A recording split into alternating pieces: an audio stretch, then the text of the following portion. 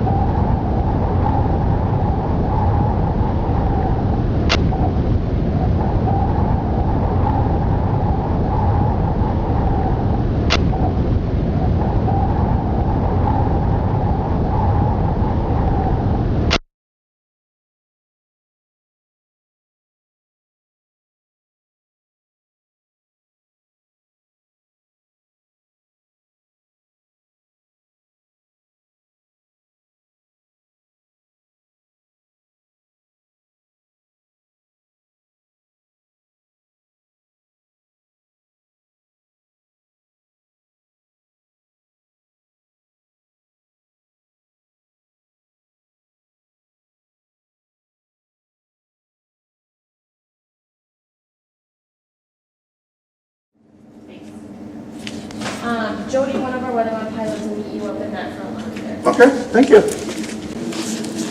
Okay, you heard all that. They're coming down to talk to me.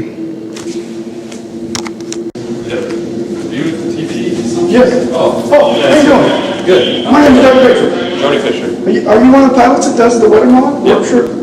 Now, can you be in a video of me? I'm doing a documentary about what you guys do. Can you just tell me what you do? I can't be in a video until I get approved by somebody else. Oh, you gotta get proven it. Yeah. Okay, I'm only here for like a couple hours. I actually came from working to do this place, but I'm passing through. Okay. And it intrigues me that you guys, what you do. Flying through thunderstorms. So is that what you do? Yep. So you fly an airplane that has chemical attachment things that Yep. We use drop- silver iodide. silver iodide. Yeah. And the reason we use it's inert, it's environmentally safe. Right. And the amount we're using over the area you use, you'll never find it in the Right. background, you know. Now, but it burns, and when it burns into a crystal form. It looks just like an ice crystal. So when Right. I put it in the cloud, the water says, hey, it's one of my own, and it attaches to it and freezes. Okay, so it makes clouds basically. No, it makes ice. Also, it makes ice. Yeah, the cloud already has to be there. The water has to be there. Right. So the ingredients have to be there, but sometimes the ingredients are there, and in the natural process, it doesn't multiply and get going, so then nothing comes out, no rain, no snow, whatever. Right. So is there currently projects going on in the United States right now? Yep. We have a project in North Dakota for rainfall enhancement and hail mitigation. Really? Minimizing the effects of hail. We have one in Calgary. So you can stop hail, is what you're saying? Minimize the effects. Minimize the effects of hail. Yeah. Make it smaller. Yeah. But so can you cause it not to rain too? No. Yeah, Not my experience.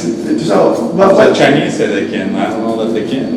yeah, because the Olympics. Olympics, right? So you know about that. Yeah. They said they stopped the rain. Yeah. Well, So we haven't perfected that in the United States? No. Or you guys haven't? Well, we haven't. I don't think anybody has. In Really? the world. The Chinese say they do, but scientifically, when they explain it, it doesn't make sense.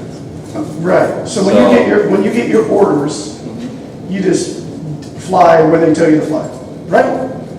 For the most part. I mean, when we're working, we're on a contract with somebody, a state government, a state entity, a foreign government, Right. or a water district, that has hired us. So we have an area that we can only fly in. Right.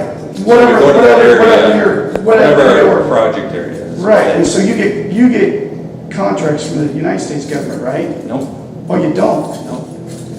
but other governments, other countries. Yeah, like counties, like in North Dakota, there are 4 counties that get together, vote on it, levy their taxes, and then the state, through the state of North Dakota, they also get a little bit of funding. I think it's like 10%. Really? And then that's it. Then they pay for it themselves.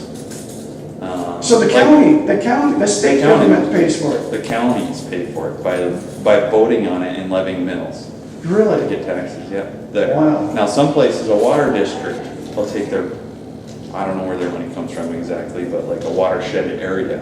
Right. And they'll take probably taxes as well, and they'll set it up, vote on it, yep, we're gonna do this project. So Some the- places are power companies, like hydro water companies, they'll pay for it themselves. Right. And Calgary, an insurance company pays for it. So I saw the thing out there. You have the lime ones too. Yep. That one out there that I saw in the parking lot. Yep, that's for snowpack in the mountains. Really? Set it up in the mountain where you get the upslope wind. Yeah. Yep. And they'll blow the silver iodide. Yep. I saw a thing, Shasta County, California.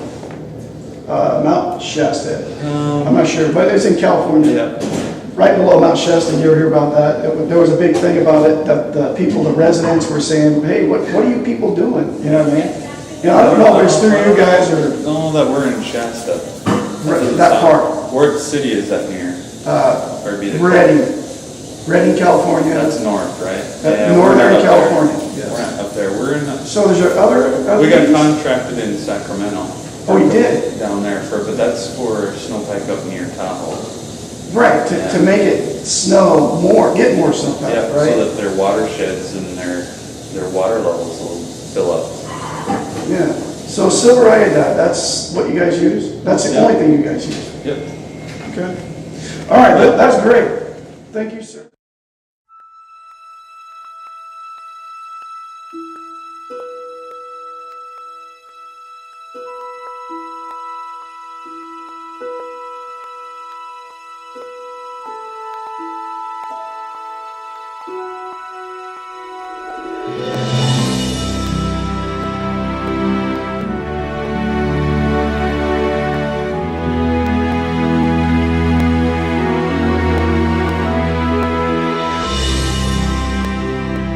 Let's say we were doing geoengineering because we wanted to make the weather a little bit better.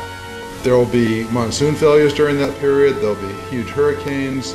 The global studies indicate there will be some impact on precipitation patterns. Might involve large-scale regional agricultural disruption lasting a number of years.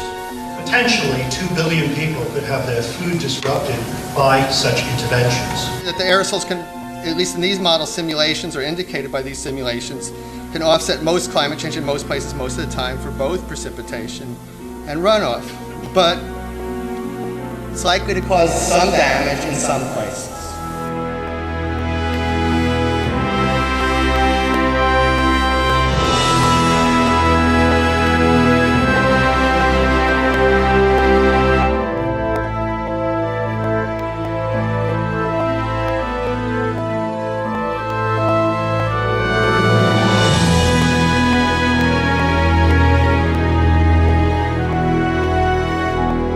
When I grow up, I want to be either an artist or a teacher.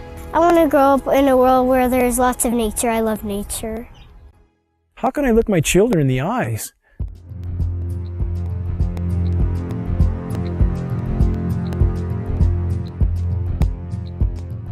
and not try to shed the light on this issue, knowing every breath they take is laden with these metals? I have been forced to conclude that there is no greater or no more immediate threat to anything that lives and breathes than the global geoengineering programs short of nuclear catastrophe. Geoengineering is defined as the artificial modification of the Earth's climate. Geoengineers are proposing spraying 10 to 20 million tons of toxic aluminum and other substances into our sky for the stated goal of cooling our planet. So let me distinguish these two different kinds of geoengineering as clearly as I can. So the first one is we call solar radiation management, and that's the idea that you could put mostly reflective particles or other means to make the Earth whiter, effectively to increase the Earth's reflectivity, reducing the amount of heat that's absorbed by the sun, and therefore exerting some overall cooling tendency on the Earth.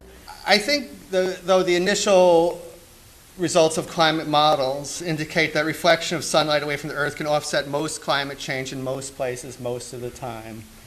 But it will damage some places. We've mostly thought about sulfur, and nevertheless, there might be some good reasons to think about alumina. It turns out, first of all, there's been a lot of work on the environmental consequences of alumina in the stratosphere. There's a bunch of papers going back to the 70s that look at the radiative and ozone-destroying properties of alumina in the stratosphere, and those make you think it might be useful. Do this in just a jet in a very simple way. Make high-quality alumina particles just by spraying alumina vapor out, which oxidizes. So it's certainly, in principle, possible to do that. Since we released What in the World Are They Spraying?, hundreds of people from around the world have began taking rain tests. What they're finding is what many are calling the chemtrail geoengineering footprint of aluminum, barium, and strontium. We're finding this well-sought footprint internationally, all over the world, wherever they take samples and get a chemical analysis of rain and snow water. This is quite common.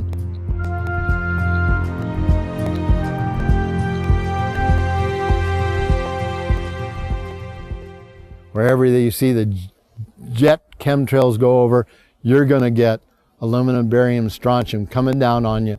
Why would we not believe it's happening when what we see in the sky matches exactly the expressed goal of numerous geoengineering patents, about 160 or more? Why would we not believe this is happening when every element showing up in the rain tests are the primary elements named in those geoengineering patents? Why would we not believe this is happening when we have escalating levels in very short time frames, as short as 5 years? We see rain levels of aluminum, for example, escalating as much as 50,000%. California air quality studies do not show these metals migrating from China. And it's of recent origin, so this bombardment of heavy metals that's raining down on us is coming from somewhere. Why would we not believe geoengineering is occurring when the weather patterns are so altered here in exactly the manner stated by geoengineers and reports on the consequences for geoengineering, which are diminished rainfall, which are increased ozone destruction? We have a massive ozone hole in the northern hemisphere now. Should aluminum be in the soil in the rain? And yes, it should be in the soil. It's naturally there. Always was there. And should it be in the rain? Well, absolutely not. But the standard reply has been, your samples are contaminated. But since we are getting samples now that show zero aluminum, and we're getting lots of barium and strontium and zero aluminum, so that just proves that if there was dirt in our samples of some sort, dust blown up from the ground, we should get some aluminum in some detectable quantity. The primary ingredients in geoengineering are specifically the oxides of metals, including aluminum oxide.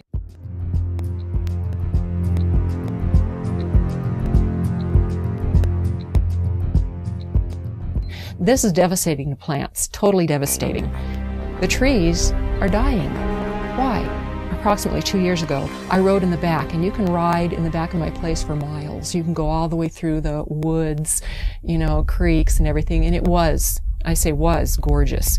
And the day before yesterday, I took a ride, and I rode in the back, and what I found was total devastation. As I pointed out before, Michael, we're seeing, as in this example here, very hardy native plants completely flash out dead. That looks like it's been hit with some kind of a chemical. And we've only seen this in the last couple of years. And there's another one there, back over there. We're seeing mature madrone trees, which are 70, 80 feet high, flash out dead, just like this. USDA refuses to investigate it. The pH typically around here should be about 5.6. Well, since the contrailing got heavy, I watched the pH here in these forests, go up, I guess would be the word.